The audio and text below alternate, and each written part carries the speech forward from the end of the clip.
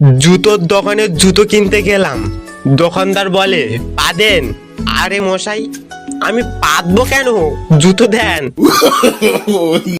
একটি মেয়ে রাস্তায় অজ্ঞান হয়ে পড়েছিল, কাছে গিয়ে দেখি হারামজাদি টিকটক বানাচ্ছে। কেউ প্রপোজ করলে করতে পারেন, যে হারে গরম পড়তেছে হয়তো মন গলে যেতেও পারে। 20 টাকার ফুচকা 10 জন মিলে খেয়ে 33টা সেলফি তোলা প্রাণীগুলো হলো মেয়ে মানুষ।